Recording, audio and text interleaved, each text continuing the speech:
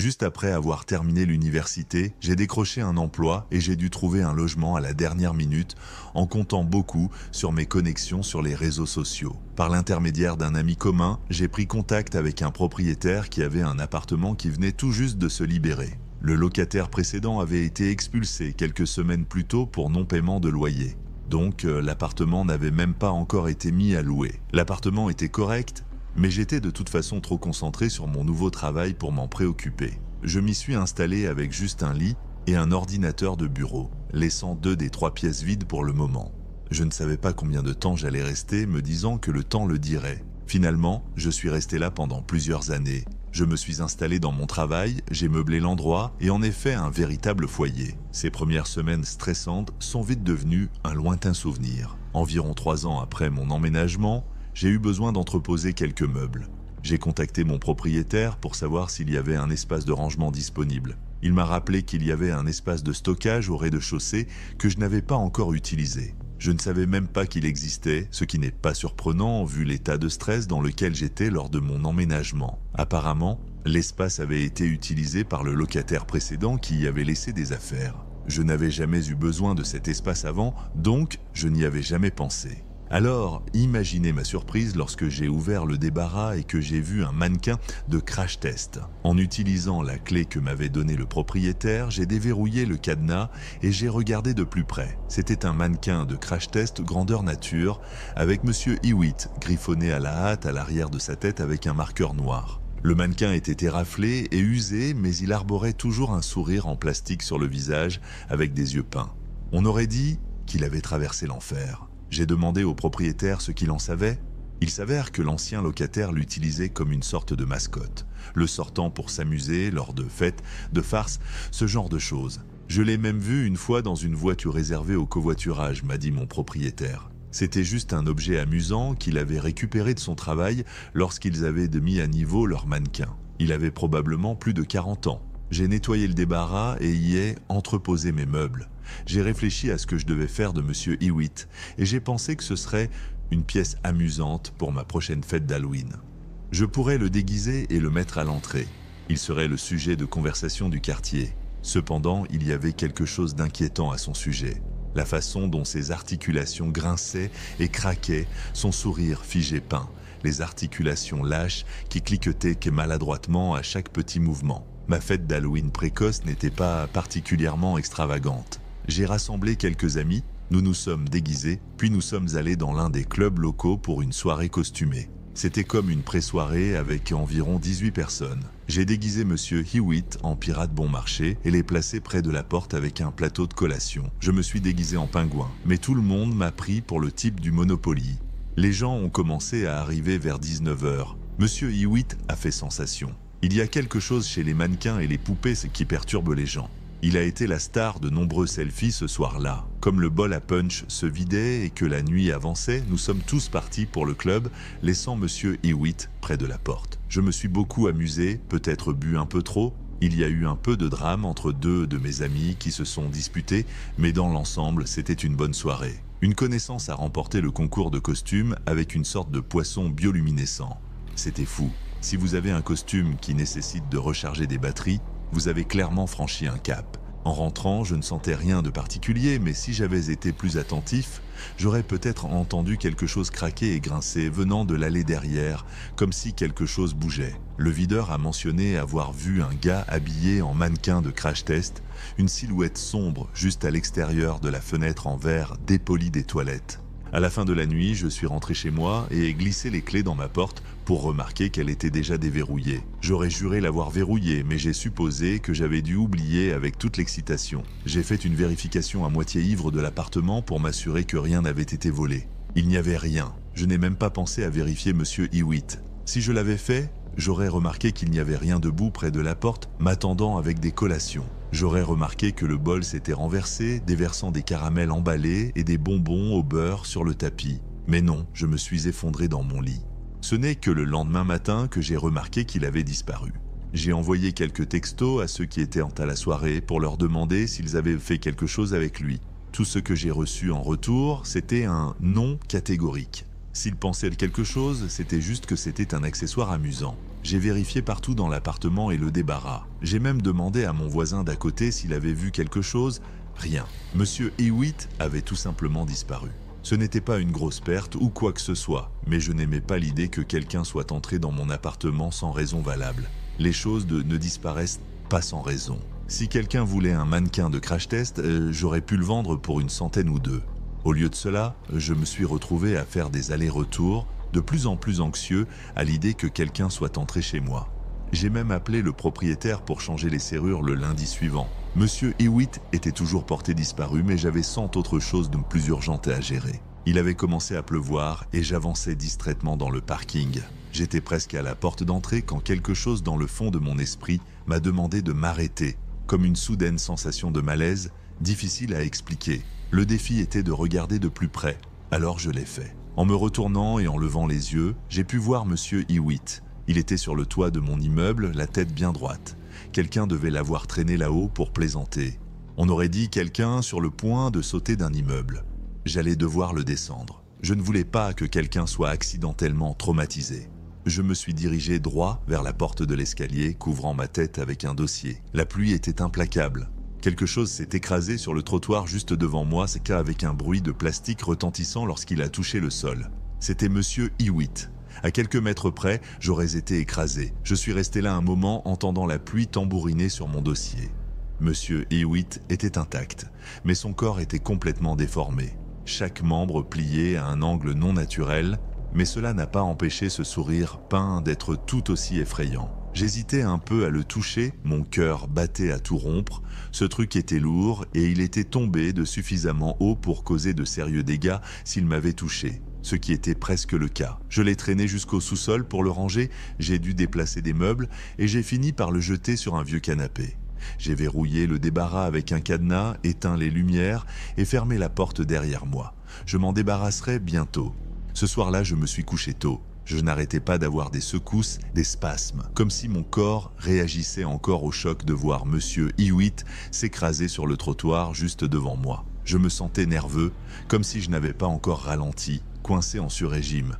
Et cela a continué jusqu'au lendemain matin. J'ai nettoyé ma cuisine et ma chambre avant même de prendre mon petit déjeuner. En nettoyant autour du réfrigérateur, j'ai découvert ce qui ressemblait à un vieux post-it froissé, un message qui devait être collé au frigo par l'ancien locataire. Il disait « Ne le laisse pas sortir ». Je suis resté là à fixer le mot pendant plusieurs minutes, laissant ma paranoïa s'emballer. J'essayais de trouver une explication rationnelle, mais chaque pensée revenait toujours à un point.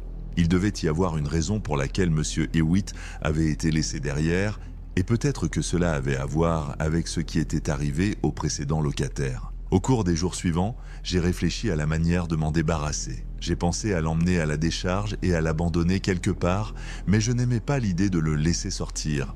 Je pouvais le brûler, mais il me fallait trouver un endroit approprié pour le faire. Je pouvais bien sûr le vendre, mais cela ne me semblait pas non plus responsable. Je commençais à manquer de patience et d'idées, alors j'ai finalement décidé de le découper en morceaux et de les jeter dans la rivière. J'ai préparé un sac à dos avec une scie, du ruban adhésif, un marteau et des sacs poubelles. La nuit suivante, je me suis mis au travail.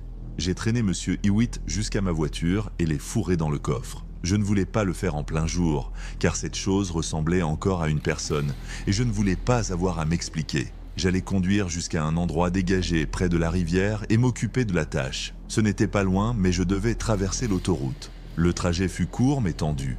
J'avais l'impression de faire quelque chose de mal, comme si Monsieur Hewitt était une personne plutôt qu'un mannequin. En fermant le coffre et en m'installant au volant, je me suis ressaisi. Au moment de mettre les clés dans le contact, j'ai eu cette étrange impulsion, j'aurais dû attacher ses mains et ses pieds avec du ruban adhésif. Mais pourquoi le faire ? Ce n'était qu'un mannequin. J'ai dû attendre à deux feux pour tourner à gauche et à chaque fois, je suis resté assis là à écouter le ronronnement du moteur, m'attendant à entendre un bruit sourd ou un claquement, quelque chose venant du coffre. Je m'attendais à ce que ce truc fasse quelque chose. Ce n'était pas rationnel, mais je ne pouvais pas m'en empêcher. Pourtant, rien ne s'est passé. J'ai traversé l'autoroute, je suis descendu jusqu'à la rivière et j'ai trouvé un endroit dégagé où je ne gênerais personne. J'ai garé ma voiture, suis sorti et ai retenu mon souffle en ouvrant le coffre. L'espace d'une seconde, j'ai pu imaginer quelqu'un allongé là, une personne vivante, criant et suppliant qu'on l'aide. J'ai chassé cette pensée en ouvrant le coffre pour révéler Monsieur Hewitt dans toute son inanimée splendeur. Il n'y avait rien à craindre ici, mais découper quelque chose qui avait la forme d'une personne allait être inconfortable. Je l'ai traîné jusqu'à la berge de la rivière et sorti mes outils et les regardé attentivement. J'ai d'abord attrapé le marteau pour casser les articulations, ce qui rendrait plus facile la découpe. Ce truc était conçu pour résister à de sérieux chocs. Le casser ne serait pas facile. J'ai commencé par la main gauche comme un test. J'ai frappé les articulations et sorti la scie, mais j'ai eu un haut-le-cœur à chaque craquement. Je n'ai jamais entendu d'os se casser, mais j'ai imaginé que ça ressemblait à ça. Je me sentais comme un boucher, et ses yeux peints, si simples, juste de petits points. Mais je les sentais percer mon esprit. Une imitation bon marché de l'humain, mais humaine malgré tout. J'ai sauté quelques étapes et j'ai visé directement son visage avec le marteau. J'ai frappé, encore et encore, jusqu'à ce que le mannequin se fissure. Le nez s'est enfoncé et les joues se sont fendues en éclats en forme de papillon. J'ai retiré les morceaux avec mes ongles et j'ai frissonné. Il y avait une sorte de rembourrage à l'intérieur qui me donnait la chair de poule. Il y avait quelque chose dans la texture qui me mettait mal à l'aise. Je me suis arrêté, il y avait une petite excroissance blanche, une dent. Je me suis reculé en regardant le mannequin brisé. Juste sous la surface fissurée, incrusté à l'intérieur, se trouvait un homme mort, momifié et séché à l'intérieur de l'enveloppe en plastique. Je ne pouvais plus respirer. Il était là depuis tout ce temps, caché à la vue de tous. Je paniquais, je ne parvenais même pas à former une pensée cohérente. Qui appeler? Que faire? Pourrais-je être responsable d'une quelconque manière? Qui était cette personne à l'intérieur? Était-elle portée disparue? Je me suis reculé, laissant tomber le marteau. J'ai couvert ma bouche et pris de petites inspirations, répétant « Oh mon Dieu !» à moi-même, comme si ce mouvement de balancier pouvait déloger une bonne idée de l'arrière de mon esprit. J'ai décidé de retourner à ma voiture et d'appeler la police. J'ai couru jusqu'à ma voiture, me suis installé sur le siège du conducteur et ai fermé la porte. J'ai attrapé mon téléphone portable, composé les services d'urgence, puis entendu un clic. J'ai regardé à gauche et quelque chose a bougé rapidement vers moi, puis le monde s'est retourné dans une soudaine vague de douleur. J'ai perdu conscience par intermittence. J'étais quelque part de sombre et exigu, et il m'a fallu au moins 10 minutes pour réaliser que j'étais dans le coffre de ma voiture et que la voiture était en mouvement. Je pouvais entendre la radio, bien que très basse, j'avais une enflure sur le nez et l'œil gauche, et je pouvais sentir mon esprit vaciller. J'ai essayé de récupérer mon téléphone, mais il était toujours sur le siège passager. Je ne pourrais pas appeler les services d'urgence. À un moment donné, la voiture s'est arrêtée. J'ai entendu la porte du conducteur s'ouvrir et se fermer et le son de quelqu'un qui s'éloigne. Il y avait un léger écho, suggérant que nous étions garés à l'intérieur, probablement dans un grand espace. Je n'ai pas perdu de temps. Au lieu d'essayer d'ouvrir le coffre, j'ai rampé jusqu'à la banquette arrière, puis je me suis contorsionné jusqu'au siège conducteur et verrouillé les portes et j'ai cherché mon téléphone, tout en jetant des coups d'œil intermittents. J'ai pu voir que nous étions dans une sorte de dépôt. Il était difficile de dire quoi que ce soit. Les lumières étaient éteintes. Dès que j'ai senti le métal froid du téléphone, je l'ai ramassé, déverrouillé et composé le numéro des services d'urgence. Il n'a pas fallu longtemps pour qu'une voix réponde à l'autre bout du fil. J'ai été kidnappé, ai-je bégayé. Je ne sais pas où je suis, mais si je n'avais pas parlé si fort, j'aurais pu entendre les pas revenir. Si j'avais été plus attentif, j'aurais pu le voir dans le rétroviseur, mais j'étais à la fois bruyant et inattentif, et cela m'a coûté cher, car au moment où l'opérateur me demandait mon nom et ma localisation, la vitre du côté conducteur a volé en éclats, brisée en 1000 morceaux. Quelque chose m'a attrapé par le cou et l'épaule, et une seconde plus tard, j'ai été projeté par la fenêtre, atterrissant sur le sol froid à plusieurs mètres de là. Le téléphone est tombé au sol et un pied en plastique blanc l'a écrasé. En levant les yeux, je l'ai vu, Monsieur Hewitt, révélant maintenant un sourire macabre. J'ai couru. Je me suis levé et me suis enfui. J'entendais derrière moi les bruits sourds du plastique de Monsieur Hewitt qui me suivait. J'ai traversé un atelier abandonné et une salle à manger pour finalement ouvrir une porte à la volée dans une pièce non marquée, espérant contre toute attente y trouver quelque chose d'utile. Une petite pièce remplie à ras-bord de mannequins de crash test, au moins 50, alignés épaule contre épaule, tous ces sourires peints et ses yeux en pointillés me fixant. Je n'ai pas eu le temps de voir s'ils étaient comme Monsieur Hewitt ou non. Alors au lieu de faire demi-tour, ce qui aurait été une fin certaine, j'ai avancé. J'ai traversé les mannequins en poussant leurs bras en plastique, leurs mains et leurs torses. La plupart n'étaient que des coquilles vides, prêtes à être utilisées, d'autres étaient complètement fonctionnelles. Je pouvais jurer que certaines têtes se tournaient dans ma direction, mais je ne m'arrêtais pas pour vérifier. Je pouvais entendre les pas qui me suivaient ralentir, et en me retournant, j'ai réalisé que je n'avais aucune idée de l'endroit où il était allé. Juste une mer de créatures d'art blanches sans visage, et l'une d'elles était quelque chose d'autre. J'avais peur de bouger, craignant de me retrouver face à face avec cette chose sans même m'en rendre compte. Il y a eu un bruit sec, comme du verre brisé, qui se déplaçait sur le sol, un son clair de morceaux de verre soulevés. J'ai essayé de me frayer un chemin vers l'arrière de la pièce pour faire un tour complet. De temps en temps, je regardais les mannequins pour remarquer que de plus en plus avaient des inscriptions griffonnées à l'arrière de leur tête. Madame Waters, Monsieur Colon, tous inscrits à la hâte. Une pensée m'a traversé l'esprit. Peut-être que ce n'était pas Monsieur Hewitt, mais Monsieur Emmett. Ce n'était pas évident de le dire. Je ne l'avais pas encore croisé en commençant à contourner les coins sombres de la pièce, cherchant à revenir sur mes pas. J'ai entendu le bruit du verre raclant contre le plastique et quelque chose s'approchait. J'ai dû me forcer à ne pas paniquer. Impossible de dire ce qui se passerait si je venais à trébucher sur cette chose. J'ai donc maintenu un rythme constant, essayant de compter mes respirations. En me heurtant à un autre mannequin, je me suis arrêté. Quelque chose était étrange. Il n'avait pas de main gauche. Il s'est lentement tourné vers moi, révélant un visage humain, mort. Monsieur Hewitt. Une lame de verre improvisée m'a entaillé, éraflant le bord de ma veste avant de se fracasser contre le mur. Un bras gauche, sans main, s'est étendu vers moi, mais je l'ai repoussé. J'ai bousculé les mannequins inanimés et me suis dirigé droit vers la porte, atteignant la sortie et laissant les mannequins derrière moi. J'ai claqué la porte et cherché frénétiquement un verrou, mais il n'y en avait pas. Avant que je puisse réfléchir à un plan, la porte est sortie de ses gonds et s'est effondrée au sol, comme une quille de bowling brisée. Monsieur Hewitt avançait en saccade, chaque mouvement étant soudain et douloureux. En revenant vers l'atelier, j'ai réalisé qu'il était impossible de le semer. Monsieur Hewitt était à la fois plus rapide et plus résilient que moi. J'étais à bout de ressources, cherchant désespérément une solution, n'importe quoi. J'ai repéré une chaîne descendant du plafond qui continuait vers l'arrière pour finalement s'arrêter. Cette chaîne, je pouvais l'utiliser. Elle était reliée à un treuil au milieu de l'atelier, probablement utilisé pour soulever et déplacer du matériel. Cela allait devoir suffire. Le timing devait être parfait. Si j'agissais trop tôt ou trop tard, ce serait la fin pour moi. J'ai vu Monsieur Hewitt approcher pas à pas, ses yeux peints et inexpressifs remplacés par des orbites creuses. Puis j'ai tiré sur le treuil de toutes mes forces, espérant que cela fonctionnerait. L'effet fut immédiat. Je n'avais pas vu le crochet au bout de la chaîne, il s'était lancé vers le haut, transperçant la mâchoire inférieure de Monsieur Hewitt. La chaîne était encore détendue et il se rapprochait de moi, mais il ne pouvait plus vraiment m'atteindre. Alors, j'ai continué à tirer encore et encore, chaque cliquetis de la chaîne le soulevant de plus en plus haut, comme si je hissais un drapeau. Lorsque la chaîne s'est verrouillée, Monsieur Hewitt était suspendu à environ 4 mètres dans les airs. Il a cessé de bouger. Même s'il ne pouvait pas bouger son visage, je sentais qu'il me regardait, qu'il complotait. Ce n'était pas la finie. Je suis retourné à la voiture, appelant les services d'urgence en essuyant les éclats de verre du siège du conducteur. Alors que l'on me demandait ma localisation, j'ai remarqué quelque chose sur les murs du fond. Une série de combinaisons pendues au bord de la porte, 3 pour être exact.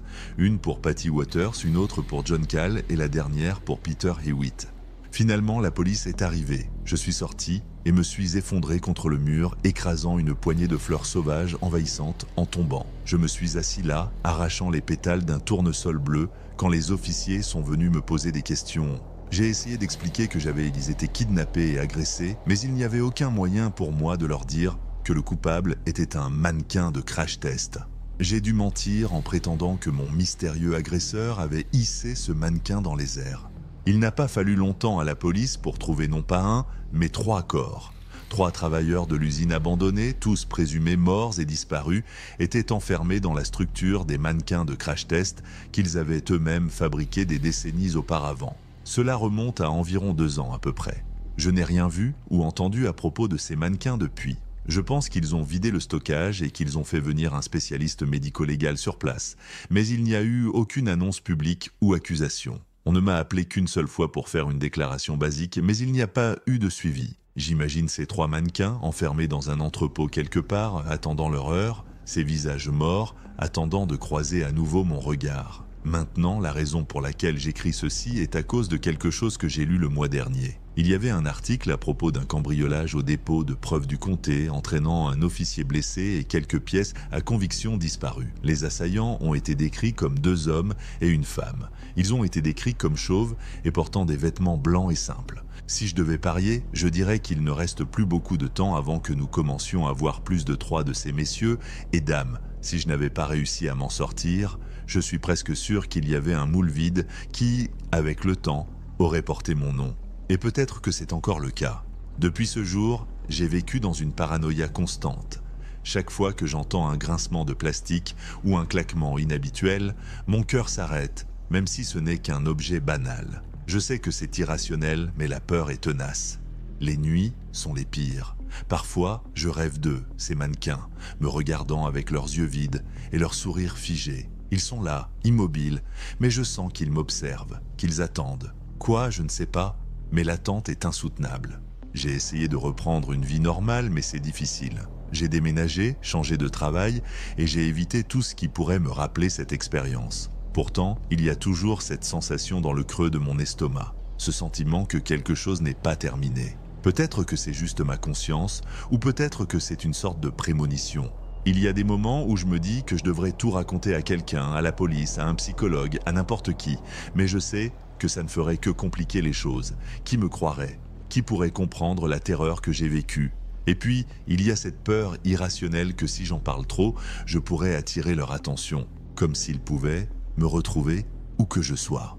Alors, je garde tout pour moi, vivant avec cette peur latente, cette sensation que quelque chose pourrait surgir à tout moment. Peut-être que ce ne sont que des fantômes dans mon esprit, des résidus de traumatismes passés, mais peut-être que ce n'est pas le cas. Peut-être qu'ils sont encore là, quelque part, à attendre leur prochaine victime. Peut-être que c'est vous qui lirez ces mots et que, sans le savoir, vous serez le prochain à croiser leur chemin. Je n'écris pas ceci pour vous effrayer, mais pour vous avertir. Si jamais vous tombez sur un mannequin de crash test, avec ce sourire en plastique et ses yeux peints, soyez vigilants. Ne le laissez pas entrer dans votre vie, ne le laissez pas s'approcher de vous. Parce que si vous le faites, il pourrait ne jamais vous laisser partir, comme il ne m'a jamais vraiment laissé partir.